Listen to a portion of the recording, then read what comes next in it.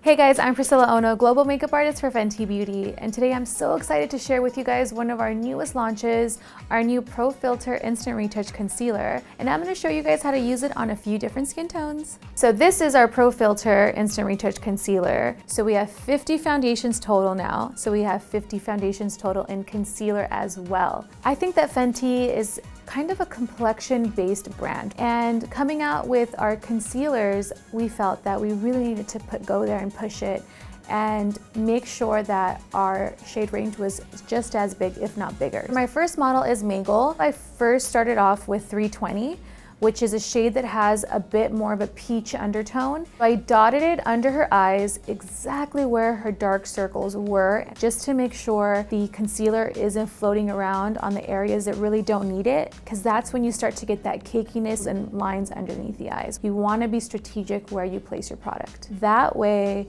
it actually corrects that area first and you're not applying too much all over. After I completely blended that in, I went over it with 340, which is her exact foundation shade, meaning that the concealer is her exact skin tone.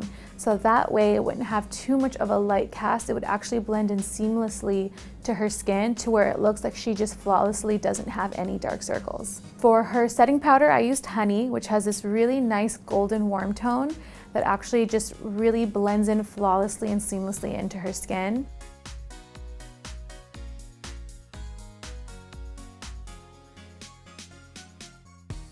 Jessica is 390 in foundation, so I chose 390 in concealer, which is also her perfect shade, again, on the darker areas where she needs it, and then blending it in seamlessly. If you have a deeper skin tone, when you use something a bit more orangey, it's gonna cancel out that darkness and brighten that area up. For concealer matching, it's gonna be pretty simple. So if you're 320 foundation, you're gonna be 320 concealer. Now, if you've never worn a Fenty foundation before, I would suggest the best thing to do is to go into a Sephora and get color matched.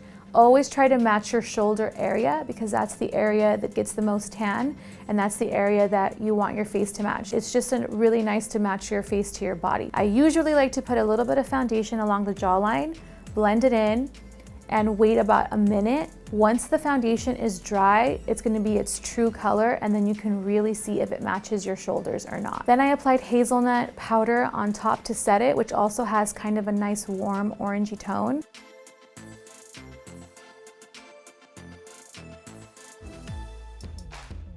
For Sloan, she has this really beautiful porcelain skin. Usually when I do fair skin, I notice that I always have to go straight for that fairest foundation shade that brand is carrying. But of course at Fenty, we have the most fairest of the fair available. So she's actually 140, which is not the fairest color. It's 4 shades before you even get to the fairest color. Concealer shade is also 140, which I think is great for under eyes.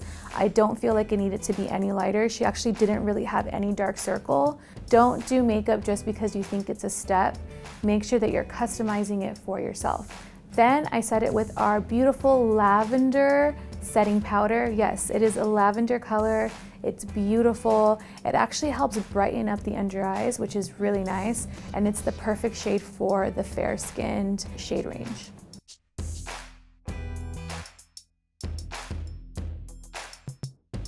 Everything that goes into Fenty Beauty is always thought up by Rihanna. She thinks of all the ideas and she ultimately tests all the products before they even get tested by any of the global makeup artists or any of the team at Fenty Beauty. And we really feel that this shade range is going to have a little bit for everyone.